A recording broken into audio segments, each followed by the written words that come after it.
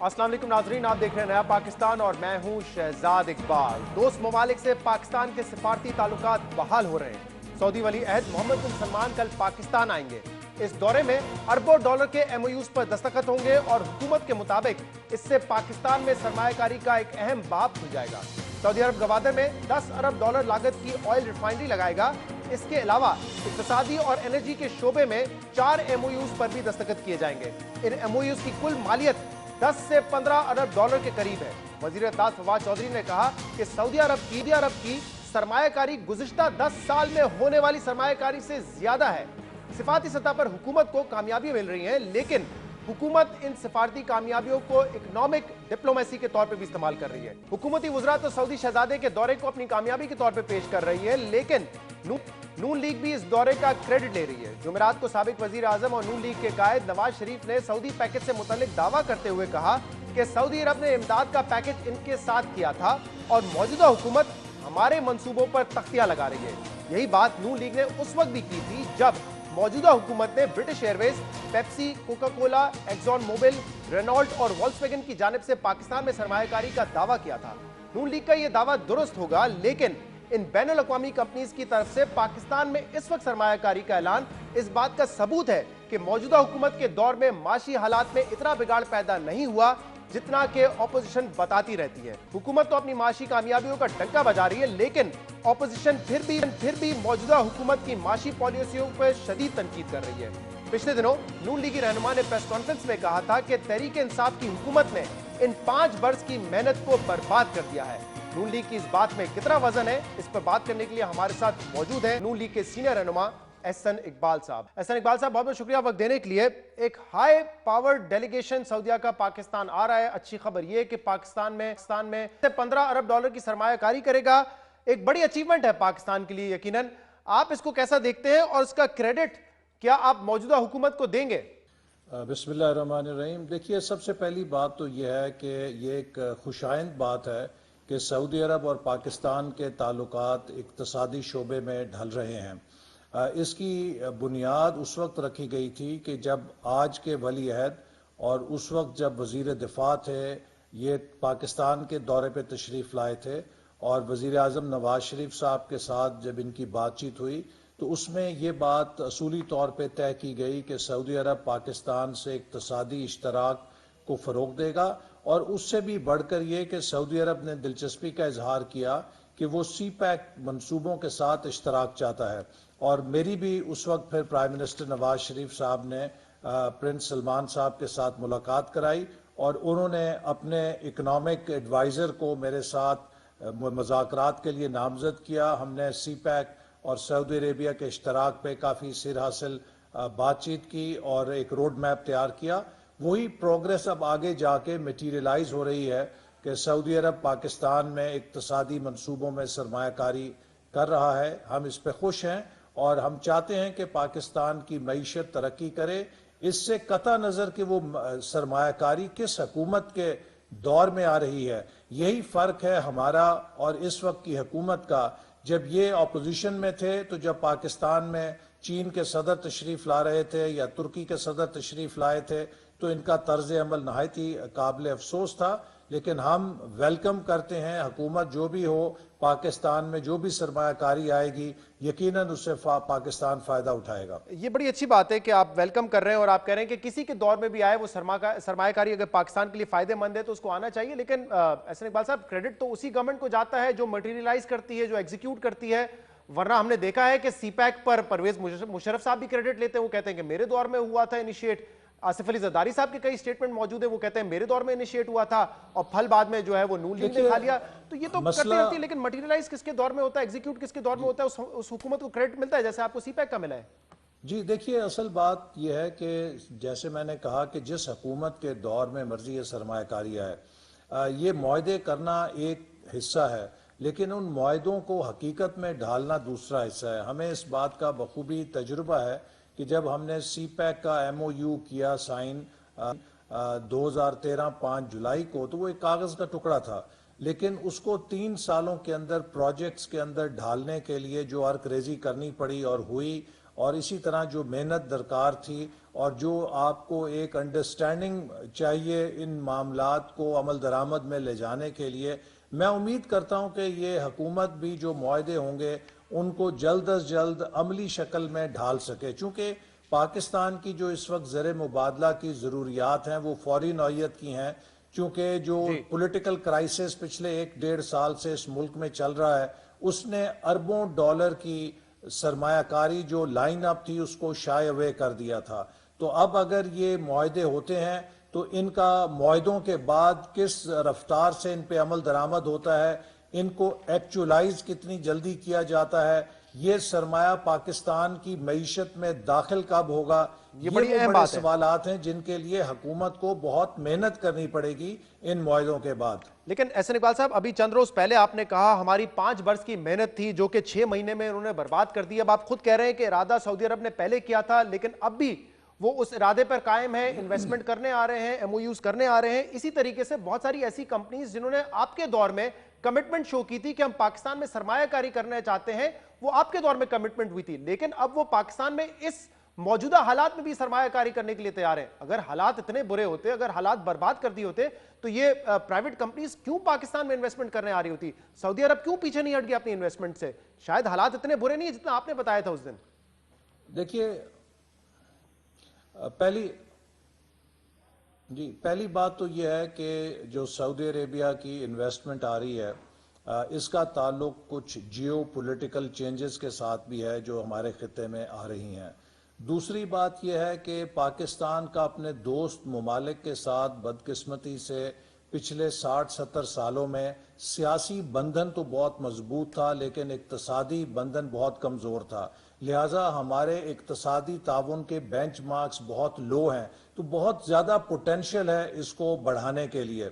تیسری بات میں یہ کہوں گا کہ جو سرمایہ کاری اس وقت آ رہی ہے اس کا پوٹینشل 4 سے 5 گنا ہے جو کہ ہمارے پولیٹیکل انسرٹنٹی کی وجہ سے نہیں آ پائی، اور یہی وجہ ہے جو ہمارا بیلنس آف پیمنٹ کا کرائسس ہوا ہے اس کی بنیادی وجہ یہ ہے کہ جب اکانومی 3% سے تقریباً 6% G D P growth rate پہ گئی تو اس سے کنزمپشن پیدا ہوتی ہے، اس سے ڈیمانڈ پیدا ہوتی ہے، اس سے امپورٹس کے اندر بہت زیادہ اس کا کھپت ہوئی، اور اسی طرح ہمارے جو کارخانے ہیں ان میں ماڈرنائزیشن ہونی شروع ہوئی، پلانٹ اینڈ مشینری کی ملک کے اندر ڈیمانڈ پیدا ہوئی۔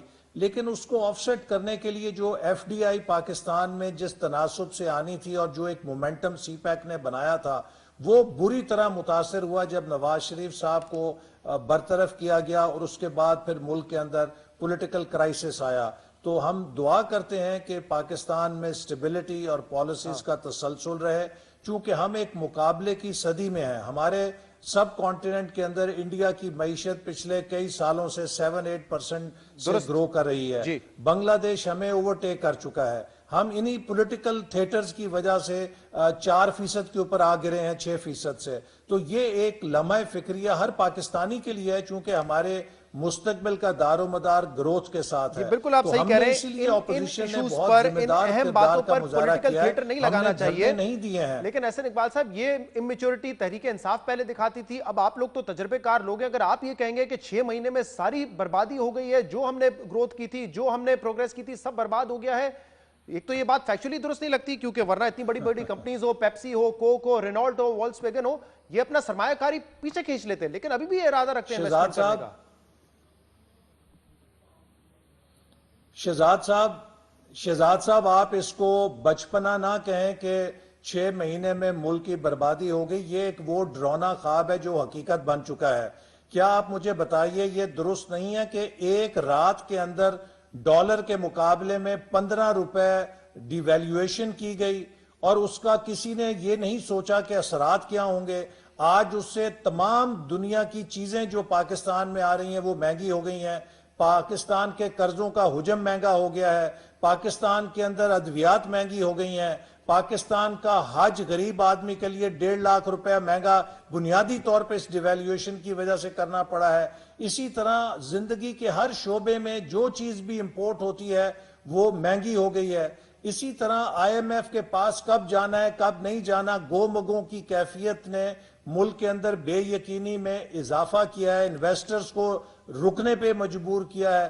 کیا یہ حقیقت نہیں ہے کہ آج یہ حکومت ہمارے دور کے مقابلے میں دگنے قرضے لے رہی ہے؟ ہمیں یہ قرضوں کے اوپر کہتے تھے کہ ہم خدا کے لیے قرضے نہیں لیں گے، آج یہ ہر پاکستان کے دوست ملک سے قرض مانگ رہے ہیں، پاکستان کے سینٹرل بینک سے قرض لے رہے ہیں، اور اتنا قرض لے رہے ہیں جتنا غالباً پچھلے 5 سالوں میں کسی حکومت نے نہیں لیا۔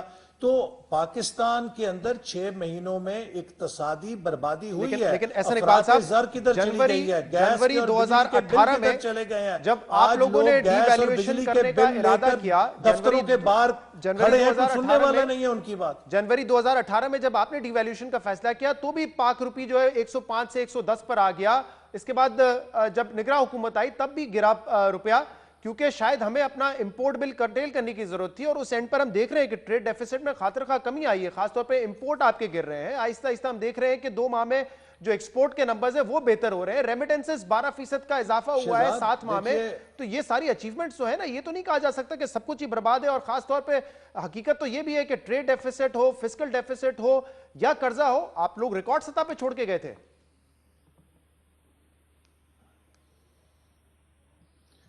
میری بات سنیے کہ ورلڈ بینک اور آئی ایم ایف کی ساؤتھ ایشیا کی فورکاسٹ دیکھیے جو جنوری 2018 میں کی ہے ورلڈ بینک نے، 2019 اور 2020 کے لیے انہوں نے پاکستان کی معیشت کو 6% پہ پروجیکٹ کیا، G D P growth rate کو۔ کیا ورلڈ بینک سے ہمارے قرضے چھپے ہوئے تھے؟ کیا ورلڈ بینک سے ہمارا تجارتی خسارہ چھپا ہوا تھا؟ سوال یہ ہے کہ جو پاکستان کا مومنٹم تھا اس کو توڑ دیا گیا ہے، اور جب آپ کسی معیشت کا مومنٹم توڑ دیتے ہیں تو اس کو دوبارہ ریگین کرنا بہت ایک جس میں یہ کہا گیا ہے کہ پاکستان کا جو فسکل ڈیفیسٹ اور کرنٹ اکاؤنٹ ڈیفیسٹ ہے وہ اس خطرناک حد تک بڑھ گیا ہے کہ پاکستان کی جو گروتھ ہے وہ خاطر خواہ کمی ہوگی، یہ آئی ایم ایف نے ہی کہا ہے مارچ 2018 کی بات ہے۔ بھائی شہزاد بھائی، آپ کو میں یہ عرض کر رہا ہوں کہ یہ سارے خطرات جو آپ گنا رہے ہیں، اس کے باوجود ورلڈ بینک نے جنوری 2018 میں 6% پاکستان کی پروجیکشن شو کی تھی گروتھ ریٹ کی 2019 اور 2020 میں۔ آج 1 سال کے اندر وہ 4% کے اوپر ہمیں لے آئے ہیں، اور اگلے 3 سے 4 سال کے لیے وہ ہمیں 4% گروتھ ریٹ بتا رہے ہیں۔ مجھے بتائیے کہ 1 سال کے اندر وہ کیا جادو ہو گیا کہ جس نے جنوری 2018 میں جو ہمیں 6% پہ بین الاقوامی مالیاتی ادارے گرو کرا رہے تھے، وہ 4% پہ پہنچ گئے ہیں۔ کیا مسلم لیگ نون نے کیا ہے؟ جون 2018 تک ہمارا فسکل ڈیفیسٹ 2250 ارب تھا ریکارڈ سطح پر، 38 ارب ڈالر ہمارے ٹریڈ ڈیفیسٹ تھا، 19 ارب ڈالر ہمارا کرنٹ اکاؤنٹ ڈیفیسٹ تھا۔ میرے بھائی آپ مہربانی کر کے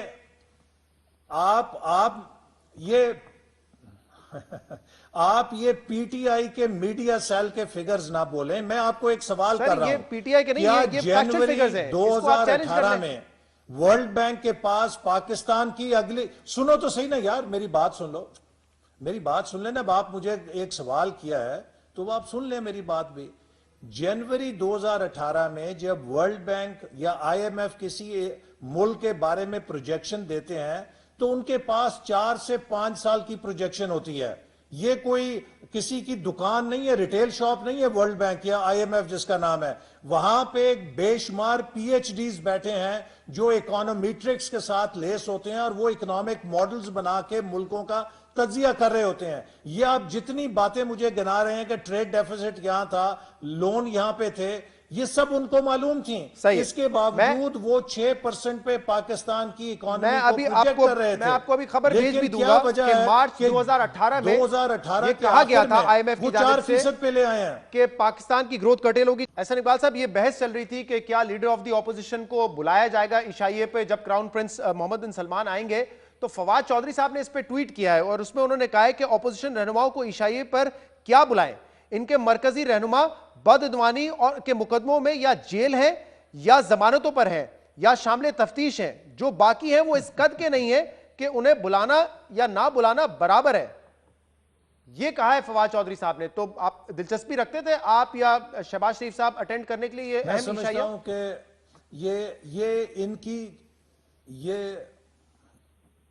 یہ ان کی چھوٹی سوچ کی علامت ہے، اور میں اسی لیے کہتا ہوں کہ کنڈر گارڈن کے بچے پاکستان کے حکمران بنا دیے گئے ہیں۔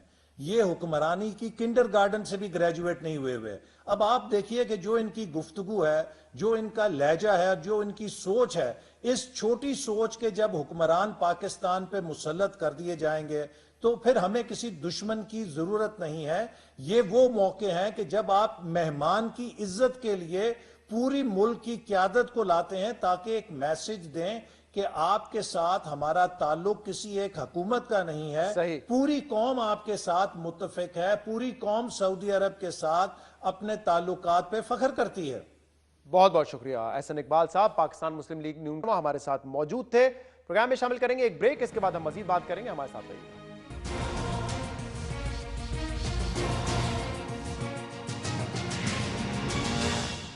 دو روز پہلے مقبوضہ کشمیر میں بھارتی فورسز پر ہونے والے حملے کے بعد بھارت جنگ کی فضا پیدا کر رہا ہے. بھارتی میڈیا میں بھی پاکستان کو منہ توڑ جواب دینے کی باتیں ہو رہی ہیں. پاکستان کو سفارتی سطح پر تنہا کرنے کی کوششیں کی جا رہی ہیں.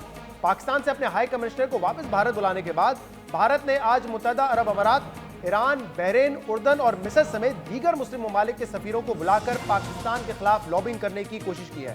بھارت یورپی اور مغربی ممالک کے سامنے بھی یہ معاملہ اٹھا کر پاکستان پر مزید سفارتی دباؤ ڈالنا چاہتا ہے. مگر اس جنگی جنون کو ہوا دینے والا بھارت پاکستان پر الزام تراشی کر کے ایک بار پھر اصل مسئلے سے نظر چرا رہا ہے. مقبوضہ کشمیر میں رہنے والے اس آزادی کی تحریک کو اون کرتے ہیں اور دنیا بھر کا میڈیا اس حقیقت کا اعتراف کرتا ہے کہ کشمیری نوجوانوں نے اس تحریک کو اپنے ہاتھوں میں لے لیا ہے, جس کی بنیادی وجہ کشمیر پر بھارت کا ناجائز قبضہ اور بھارتی فورسز کا کشمیریوں پر ظلم اور بربریت ہے, جس نے کشمیری نوجوانوں کی تعلیم, روزگار چھوڑ کر تشدد کی طرف ان کو آنے پر مجبور کر دیا ہے. یہ مناظر دیکھنے کے بعد اندازہ لگانا مشکل نہیں کہ بھارتی قابض افواج کے خلاف مقامی رد عمل کی اصل وجہ کیا ہے.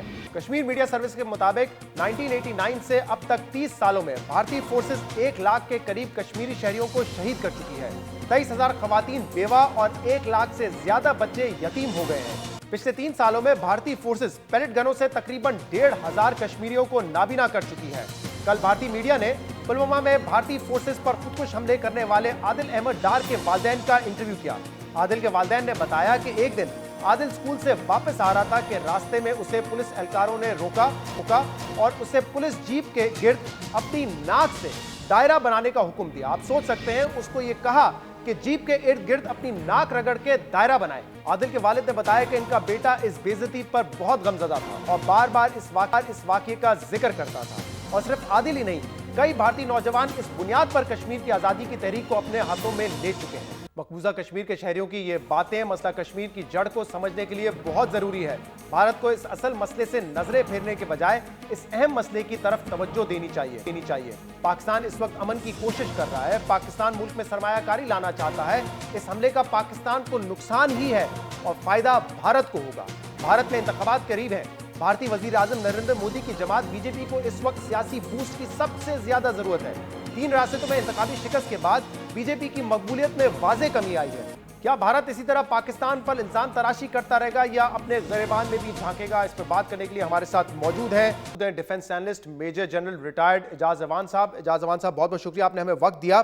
ایک دفعہ پھر اس حملے کے بعد جو کشمیر میں ہوا ہے, بھارت نے الزام لگایا ہے پاکستان پر. اب یہ بات تو یہاں پہ بڑی صاف ہے کہ جو تحریک کشمیریوں کی ہے, جو یوتھ ہے وہاں پہ, وہ خود اس تحریک میں شامل ہے, وہ آزادی کے نعرے لگا رہے ہیں, لیکن اس حملے کا بھی پاکستان کی طرف رخ کر دیا ہے. شہزاد, یہ بڑا انفارچونیٹ ہے کہ انڈیا میں جب بھی کچھ ہوتا ہے, اگر پچھلے 6 سے 8 جو اس طرح کے حملے ہیں جو ہندوستان میں ہوئے ہیں, جب بھی بات ہوئی ہے کسی موقع پر بھی انہوں نے پاکستان کو یا جیش محمد کو یا ان آرگنائزیشن کو امپلیکیٹ کرنے کے علاوہ نہ کوئی ایویڈنس پرووائڈ کی ہے, نہ جوائنٹ انویسٹیگیشن میں پاکستان کو شامل کیا ہے.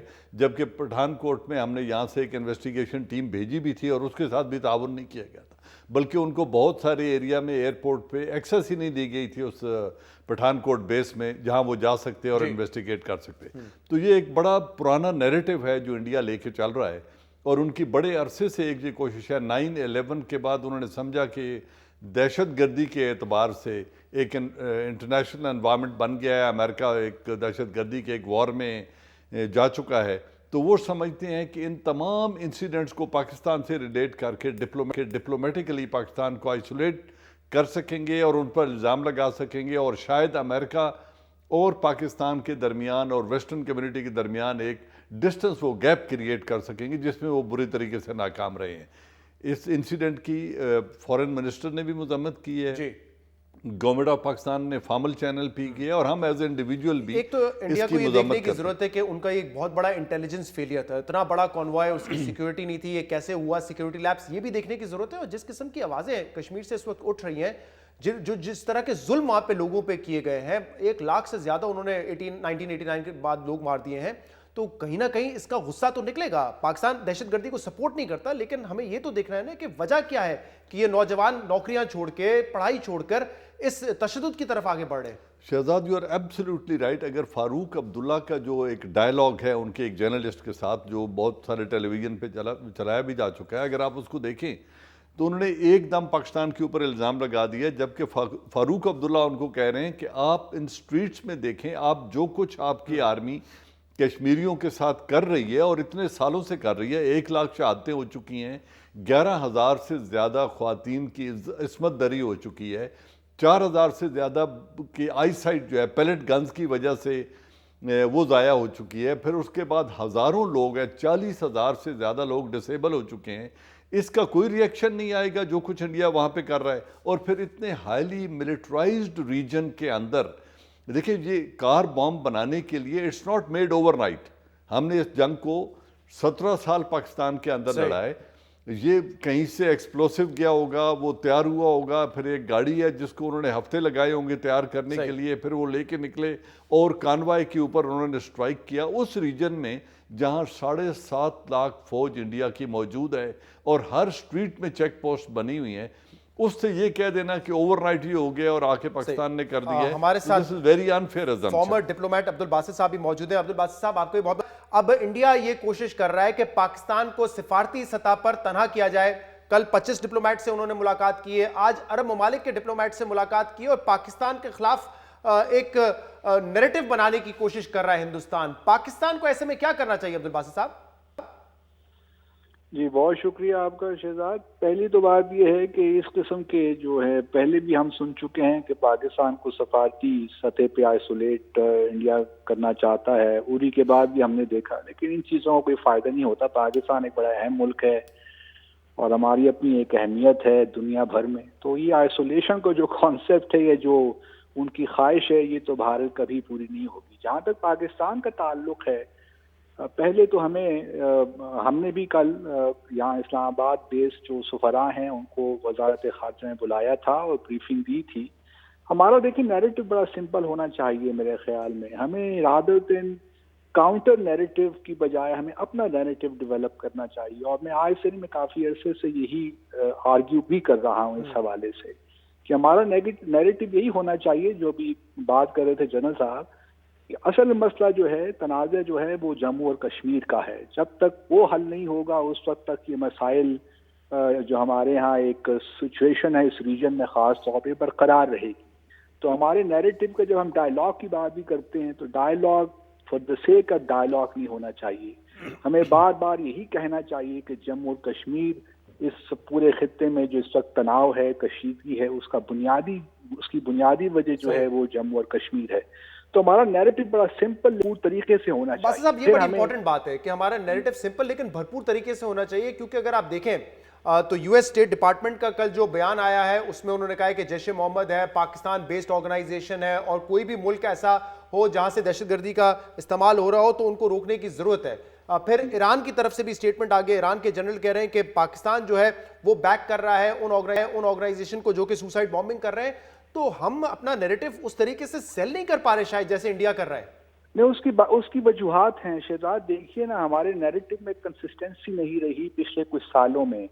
اگر آپ دیکھیے جنرل مشرف کا 4 پوائنٹ فارمولا سے لے کر اگر آپ آ جائیے 10 جولائی 2015 کی اوفا جوائنٹ اسٹیٹمنٹ، تو ہم نے کشمیر کے ساتھ جو زیادتیاں کی ہیں اس کا تو کوئی حساب لینے والا نہیں ہے۔ جب تک ہمارے اسٹینڈ میں کنسسٹنسی نہیں آئے گی اور اس کے ساتھ جو ہماری ڈپلومیٹک ایفرٹس ہیں، مثال کے طور پر ابھی آپ دیکھ لیجیے 6 ماہ کا عرصہ گزر گیا ہے، ابھی تک ہم نے پارلیمنٹری کمیٹی جو کشمیر پہ اس کا چیئرمین بھی نہیں، اس کا انتخاب نہیں کر سکے۔ جب ہم خود اتنا ایمفیسس پلیس نہیں کرتے اس موضوع پہ یا اس تنازع پہ تو دنیا ہماری بات کہاں سنے گی؟ اعجاز امان صاحب، اب وہ لمیٹڈ وار کی بات کر رہے ہیں، ان کا میڈیا ہو، ان کے حکمراں ہو، پہلے بھی وہ اری کے بعد ایک سو کالڈ سرجیکل سٹرائک کر چکے ہیں جو صرف انہی کو پتا ہے اور کسی کو نہیں پتا دنیا میں. کیا اس حد تک انڈیا جائے گا، خاص طور پہ یہ دیکھتے ہوئے کہ یہ الیکشن کا سال ہے اور مودی ہو نہیں سکتا کہ کچھ نہ کرے، کچھ نہ کچھ تو اس نے دکھانا ہے اپنی عوام کو؟ شہزاد دیکھیں، بات یہ ہے کہ وہ یہ کر سکتے ہیں یا نہیں کرنے کو، they can take an initiative and do something، لیکن دیکھنا یہ ہے کہ اس کی کاسٹ کیا ہوگی، اس کی قیمت ہندوستان کو کیا ادا کرنی پڑے گی. ہم یہ بڑے عرصے سے سنتے آ رہے ہیں، جیسے پہلے میں نے کہا ممبئی اٹیک ہوا، پارلیمنٹ پہ اٹیک ہوا، پٹھان کوٹ کا ہوا، اڑی کا ہوا، یہ ساری باتیں ہونی، اور انہوں نے ہمیشہ کہا، کبھی انہوں نے کہا جی ہم مرید کے میں آ کے سٹرائک کریں گے اور جیش محمد کے بیس کو ہم سٹرائک کریں گے، کبھی کہا کہ بلکہ خورشید محمود قصوری صاحب کو تو ایک انڈین سینیٹر نے کہہ دیا کہ اگر انڈیا کو ایک سٹرائک کرنے دی جائے تو کیا اس سے ٹینشن کم ہو سکتی ہے. دیکھو اس طرح کی جو نائیو تھنکنگ ہے، پاکستان کی تمام آرمڈ فورسز نے یہ کنٹیجنسیز ورک آؤٹ کی ہوئی ہیں، اپنے ریسپانسز ورک آؤٹ کیے ہوئے ہیں کہ انڈیا کیا کیا کچھ کر سکتا ہے اور کہاں کہاں کر سکتا ہے. اور جب بھی کوئی ایسی بات ہوئی تو I am sure with in hours اس کا اتنا سٹرانگ ری ایکشن آئے گا کہ ہندوستان کو اس کی بڑی بھاری قیمت ادا کرنی پڑے گی. اس کے ٹائمنگ کو بھی دیکھا جا رہا ہے عبدالباسط صاحب. ایک تو پاکستان کا یہ انیشیٹو ہے، پاکستان اہم کردار ادا کر رہا ہے خطے میں امن کے لیے. دوسرا جو انویسٹمنٹ اب پاکستان میں آنے لگی تھی، کل ولی عہد کراؤن پرنس کا دورہ ہے محمد بن سلمان کا، وہ انویسٹمنٹ کر رہے ہیں.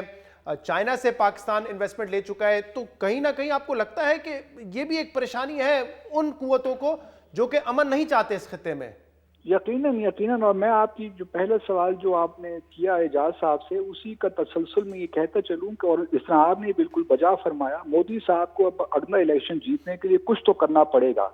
اور مجھے لگتا ہے کہ شاید ایک سرجیکل اسٹرائک کا ڈرامہ یہ دوبارہ رچائیں، جس طرح پہلے بھی انہوں نے 2016 میں کیا تھا. تو یہ ممکن ہے. اور دوسری طرف ہمیں انٹرنلی تھوڑا ویجیلنٹ رہنا پڑے گا، کیونکہ اجیت دوول کا جو ڈاکٹرن ہے، اوفینسو ڈیفینسو ڈاکٹرن، اس کا سارا مقصد یہی ہے کہ پاکستان کو اندر سے ڈسٹیبلائز کیا جائے. اور یہ بالکل بات آپ ٹھیک فرما رہے ہیں. اس وقت بھارت کو ایک آنکھ نہیں بھارا. ہماری جو ڈائریکشن ہے، ہم نے جو دوبارہ اپنے تعلقات بحال کیے ہیں خلیجی ممالک کے ساتھ، خاص طور پہ سعودی عرب، UAE کے ساتھ، پھر جو انویسٹمنٹ آ رہی ہے، سی پیک ہے، گوادر پورٹ ڈیولپ ہو رہا ہے، تو اس کو انڈرمائن کرنے کے لیے بھارت یقیناً اگلے 2-3 ہفتوں بھارت اس کو انڈرمائن کرنے کی کوشش کر رہا ہے. پاکستان کو ویجیلنٹ رہنے کی بھی ضرورت ہے. بہت بہت شکریہ عبدالباسط صاحب، اور بہت بہت شکریہ اعجاز امان صاحب، آپ دو موجود تھے. پروگرام میں شامل کریں گے ایک بریک، اس کے بعد ہم ایک اور اہم ایشو پہ بات کریں گے. ہمارے ساتھ رہیے.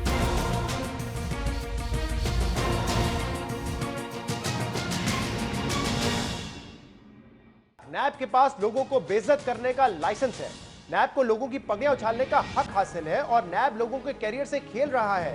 خیبر پختونخوا کے ڈائریکٹر آرکیالوجی ڈاکٹر عبدالصمد کی گرفتاری کے بعد یہ تاثر مزید مضبوط ہوا ہے اور اسی وجہ سے کل وزیر اعظم عمران خان نیب سے شکوہ کرتے نظر آئے.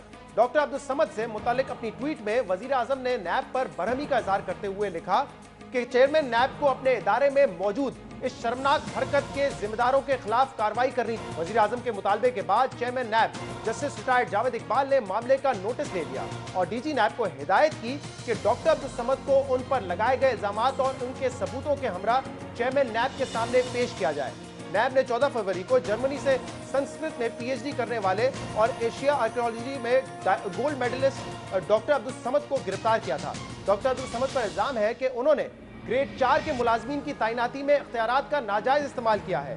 لیکن ڈاکٹر عبدالصمد کی گرفتاری کے بعد نیب کے طرز عمل پر اٹھنے والے سوالات نئے نہیں ہیں. اس سے پہلے پنجاب یونیورسٹی کے پروفیسر کو ہتھکڑی لگا کر احتساب عدالت میں پیش کرنے کا معاملہ ہو، یا سرگودا یونیورسٹی لاہور کے کیمپس کے چیف ایگزیکٹو میاں جاوید کی ہتھکڑی میں موت کا معاملہ ہو، یا پھر الیکشن سے پہلے قمر الاسلام کو گرفتار کرنا یا عبدالصمد کی گرفتاری کا معاملہ ہو، سبھی معاملات سے ایسا لگ رہا ہے کہ نیب لوگوں کے کیریئر سے کھیل رہا ہے اور نیب کے پاس لوگوں کو بے عزت کرنے کا لائسنس ہے. لہٰذا چیئرمین نیب کو اپنے ادارے کے طرز عمل پر غور کرنے کی ضرورت ہے. پروفیسر صمد کی گرفتاری کے بعد تحریک انصاف کی قیادت نیب سے سیکھ پا نظر آ رہی ہے اور آج وزیر اعلیٰ خیبر پختونخوا محمود خان نے بھی ڈاکٹر عبدالصمد کی گرفتاری پر برہمی کا اظہار کیا. نہیں، بالکل یہ بالکل غلط ہو رہا ہے. اور عبدالصمد جو اس کو اریسٹ کیا گیا ہے وہ بہترین آفیسر تھا، PhD اسکالر ہے وہ، اور بہت بہترین انسان اور تگڑا بندہ تھا. اگر اس طرح کی ارسٹیشن یہ کرتے رہے تو شاید کوئی بھی کام صوبے میں نہیں ہوگا. تو اس کے لیے ضرور میں اس کو کنڈیم کرتا ہوں. ان کو اریسٹ جو کی تھی کل پرائم منسٹر صاحب بھی اس پہ کافی خفا تھے اور غصہ تھے. تو بالکل ہم اس کو کنڈیم کرتے ہیں اور اس طرح کی کارروائی ہم نہیں مانیں گے. بالکل غلط ہے یہ. منسٹر محمود خان کہہ رہے تھے کہ اگر یہ کارروائیاں ایسی ہی چلتی رہی تو صوبے میں کوئی کام نہیں کر سکے گا. خیبر پختونخوا کے سینئر وزیر عاطف خان نے بھی نیب کے طرز عمل پر تنقید کی ہے. شاید اس برہمی کی ایک وجہ یہ بھی ہے کہ ان دنوں نیب نے نون لیگ پر ہاتھ ہلکا جبکہ پاکستان تحریک انصاف کے لوگوں کے خلاف گھیرا تنگ کر رکھا ہے. نیب نے تحریک انصاف کے مزید 3 رہنماؤں کے خلاف انکوائری شروع کر دی ہے. پرویز خٹک، مشتاق غنی اور سابق چیف سیکرٹری امجد علی خان کے خلاف ہری پور پاک آسٹریا انسٹیٹیوٹ کے قیام اور اختیارات کے ناجائز استعمال کے الزام میں انکوائری شروع کی ہے اور اب ایسا لگ رہا ہے کہ تحریک انصاف اور نیب میں معاملات مزید بگڑ سکتے ہیں. وزیر اعلیٰ ہو یا وزیر اعظم، دو کے رویے سے شکایت کر رہے ہیں. بیوروکریسی کو تنگ کرنے کا شکوہ کر رہے ہیں. مگر ایسے ہی شکوے سابق وزیر اعظم نواز شریف بھی کیا کرتے تھے. وہ کیا کہتے تھے، سنیے ذرا. میں یہ چیئرمین نیب کے نوٹس میں یہ بات پہلے بھی لا چکا ہوں، آئندہ اور بھی لاؤں گا کہ اس طرح سے لوگوں کی عزتوں کو اچھالنا، ناجائز کیسز کے اوپر ان کو پکڑنا اور پھر کام نہ کرنے دینا. سرکاری افسروں کو جو فیصلہ کرنے سے پہلے ڈرتے ہیں ان کو بھی اپنا ڈراتے اور ان کو بھی خوفزدہ کرتے ہیں. یہ بات ٹھیک نہیں ہے. اس طرح سے ملک کے کام نہیں چلتے. میں سمجھتا ہوں کہ اس کا اگر انہیں نوٹس لینا چاہیے، ورنہ پھر حکومت جو ہے وہ اس سلسلے میں ضروری کارروائی اور قانونی کارروائی جو ہے وہ کر سکتی ہے. نواز شریف اس وقت نیب سے شکایت کر رہے تھے. جس طریقے سے نیب کام کر رہی ہے اور بیوروکریسی ان کی وجہ سے کام نہیں کر پا رہی ہے اس پر شکوہ کر رہے تھے. لیکن آج یہی شکایتیں پاکستان تحریک انصاف کی حکومت کر رہی ہے. لیکن تب عمران خان نیب کی کارروائیوں کو سراہتے تھے. پی ایم ایل این کی گورنمنٹ نیب کے اوپر اٹیک کر رہی ہے. یہ رکاوٹ بن رہے ہیں نیب کے سامنے کہ جو نیب کیسز پروب کرنے لگی ہے. یہ دھمکیاں دے رہے ہیں ان کو کھل کے. یہ تو پبلکلی ٹی وی پہ اخباروں میں دھمکیاں دے رہے ہیں. میں اس کی مذمت کرتا ہوں. اگر نیب اچھا کام کر رہی ہے ہمیں اس کی حمایت کرنی چاہیے بجائے اس کے کہ یہ پرائم منسٹر اوپنلی دھمکیاں دے رہے ہیں ان کو. 2016 میں سابق وزیر اعظم نواز شریف نیب سے شکوہ کر رہے تھے. آج وزیر اعظم عمران خان نیب سے شکوہ کر رہے ہیں اور ایسا لگ رہا ہے کہ کم از کم نیب کی کارروائیوں کے حوالے سے عمران خان اور نواز شریف ایک پیج پر آ گئے ہیں. نیب کی کارروائیاں اور طرز عمل پر بات کرنے کے لیے ہمارے ساتھ موجود ہیں پاکستان تحریک انصاف کے صوبائی وزیر شوکت یوسفزئی صاحب. شوکت صاحب بہت بہت شکریہ آپ نے ہمیں جوائن کیا. جس طریقے سے ڈاکٹر عبدالصمد صاحب کو گرفتار کیا گیا ہے، جو ان کی تصدیق ہوئی ہے، اس پر تو آپ لوگوں نے سوال اٹھائے ہیں، اس کی آپ نے مذمت بھی کی ہے، لیکن جو الزامات ان کے اوپر لگے ہیں ان میں کتنی صداقت ہے؟ بسم اللہ الرحمن الرحیم. بہت شکریہ. دیکھیں میں تو نیب کے اس کے بالکل خلاف نہیں ہوں کہ نیب کارروائی نہ کرے یا احتساب کا عمل شفاف نہ ہو، لیکن نظر آنا چاہیے، شفاف ہونا چاہیے اور میرٹ پہ ہونا چاہیے. ڈاکٹر صمد ابھی تک جو اس کی کریڈینشل ہے یا اس کے جو وہ کافی بہترین وہ ہے رہے ہیں، اس کی پرفارمنس اچھی رہی ہے. اب اچانک جو ہے ان کو گرفتار کر کے لے جانا، میں یہ سمجھتا ہوں کہ اس سے تھوڑا بہت پرابلم یہ آ رہا ہے کہ ہمارے کے پی کے اندر یا ملک کے دوسرے حصوں میں بھی یہ پرابلم آ رہی ہے کہ جو بیوروکریٹس ہیں وہ پھر خوفزدہ ہو رہے ہیں. آپ کا جینوئن کام بھی کرنے کے لیے وہ تیار نہیں ہوتے ہیں کیونکہ بیوروکریٹ سے کام کرنا بند کر دیا ہے. مطلب بیوروکریٹ خوفزدہ ہو رہے ہیں نا. وہ سمجھتے ہیں کہ آج اگر ہم یہ بھرتیاں کریں گے، جو بھی کریں گے اور دائرے کے اندر رہ کے کریں گے، پھر بھی کل انکوائری شروع ہو جائے گی. کیریئر پہ ایک دھبا پڑ جاتا ہے. بڑے مسائل ہو سکتے ہیں آگے جا کے، اگر وہ بے قصور ثابت ہو گئے تب بھی ایک داغ تو لگا دیتا ہے. ایگزیکٹلی. ابھی بہت سارے ایسے بیوروکریٹس ہیں ہمارے سامنے جو رہے ہیں، پھر اس کے بعد واپس آ گئے ہیں اور کلیئر ہو گئے ہیں، لیکن لوگ ان کو شک کی نگاہ سے دیکھتے ہیں. سمجھ نہیں آ رہا میں شوکت یوسفزئی صاحب سے بات کر رہا ہوں یا طلال چودھری سے بات کر رہا ہوں یا سعد رفیق صاحب سے بات کر رہا ہوں، کیونکہ یہ وہی باتیں ہیں جو نون لیگ کر رہی تھی اب سے کچھ دن پہلے تک. یہی ان کا شکوہ تھا کہ انکوائری سٹیج پہ گرفتار کر لیا جاتا ہے. شہباز شریف کو گرفتار کیا، سعد رفیق کو گرفتار کیا، اور اس وقت آپ کی جو مرکزی قیادت ہے انہوں نے اس کو سیلیبریٹ کیا. انہوں نے کہا یہ دیکھیں ہم آ گئے ہیں، اب ہوگا اصل احتساب. نیب نے جو کچھ بھی کہا وہ یہی کہتے ہیں ہمارے پاس پورے ثبوت ہیں.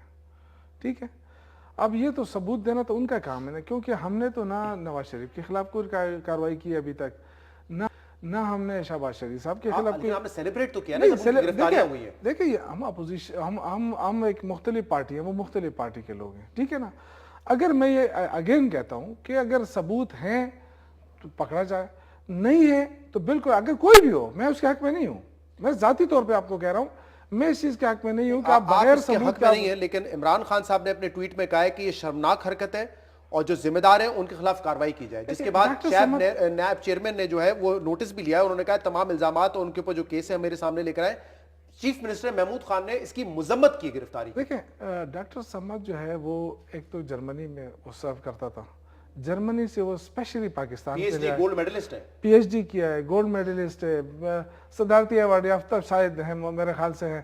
یہ سب کے باوجود اگر ان کے خلاف کچھ ہے تو میرے خیال سے بہتر نہیں ہوتا کہ آپ گورنمنٹ کو پرووائڈ کر دیں گے. شوکت یوسفزئی صاحب تحریک انصاف کے لیے بھی اور نون لیگ کے لیے بھی ایسا نہیں ہو سکتا کہ نون لیگ کے وزراء کو آپ انکوائری سٹیج پہ گرفتار کریں، اس پر آپ جشن منائیں، اور اگر آپ کے لوگوں کو انکوائری سٹیج پہ گرفتار کیا جائے تو آپ کہیں یہ تو پھر مذمت ہو جائے. نہ نیب ہمارے قابو میں ہے، نہ ہمارا کام کرتا ہے.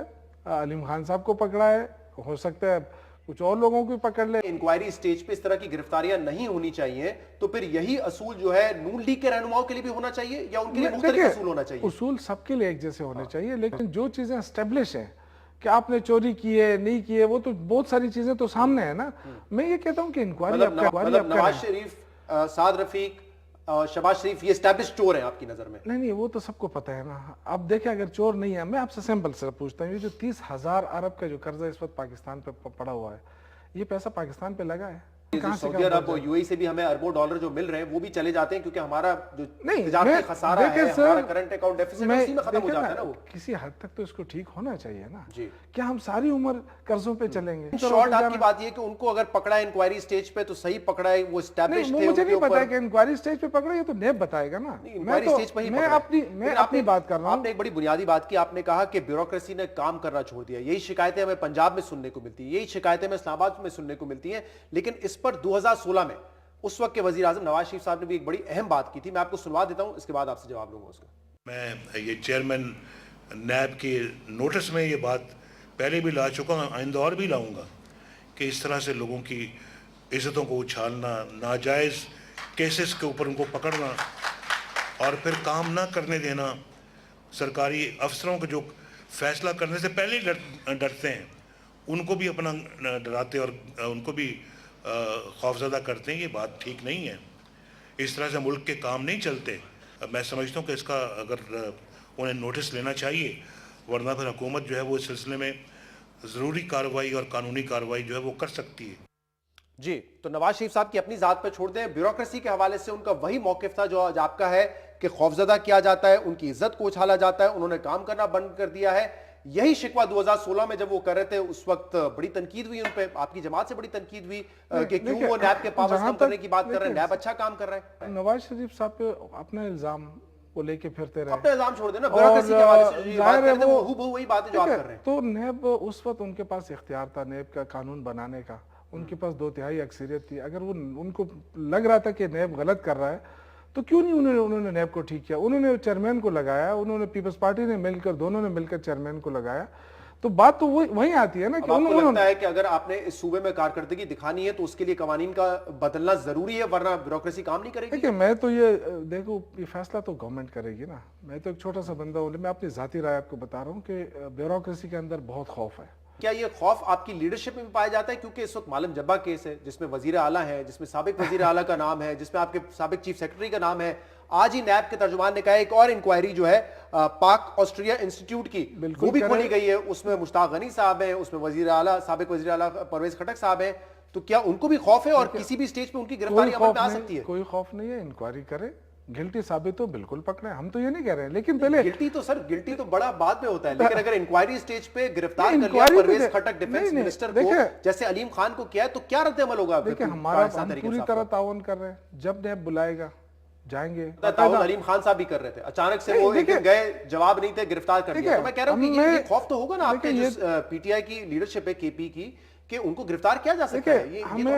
ہمارے اندر کوئی خوف نہیں ہے، کوئی غلط کام نہیں کیا. اللہ کے فضل سے پرویز خٹک نے اپنے 5 سال گزارے ہیں، سب کو پتا ہے کہ اس نے کتنی محنت کی ہے، کتنا اس صوبے کو بنانے میں انہوں نے. میں یہ نہیں کہہ رہا ہوں کہ انہوں نے غلط کام کیا، میں کہہ رہا ہوں کہ نیب کے قوانین جو ہے ہمارے سامنے وہ تو انکوائری سٹیج پہ گرفتار کرنے کا حق دیتے ہیں نا. ملم جبہ میں تو کوئی چیز ایسی ہے نہیں نا، وہ زمین وہیں پڑی ہے. وہ تو ایک ڈپارٹمنٹ سے دوسرے ڈپارٹمنٹ کو دینی تھی نا، گورنمنٹ ٹو گورنمنٹ ہے نا. آشیانہ اقبال ہاؤسنگ اسکیم میں شہباز شریف صاحب کہتے ہیں ابھی تو منصوبہ شروع ہی نہیں ہوا تھا اور ہم پہ जो है उन्होंने देखिए, दाम डाल दिया है। वहां तो कुछ भी हो सकता था ना, लेकिन यहाँ तो जमीन पड़ी हुई है ना, नुकसान तो नहीं हुआ है कि कोई खसारा पहुंचाया है ना, परेश खटक ने खसारा तो नहीं पहुंचाया ना, एक डिपार्टमेंट फॉरेस्ट से लेके टूरिज्म को देना था, यही काम किया ना। बहुत बहुत शुक्रिया। शौकत यूसुफजई साहब हमारे साथ मौजूद थे और पहले हमने देखा कि साबिक प्राइम मिनिस्टर नवाज शरीफ साहब शिकवा कर रहे थे नैब पर, आज इमरान खान साहब मौजूदा वजीर आजम शिकवा कर रहे हैं नैब से। आज के प्रोग्राम में इतना ही। फीडबैक आप हमें दे सकते हैं हमारे सोशल मीडिया पर। इजाजत दीजिए, अल्लाह हाफिज।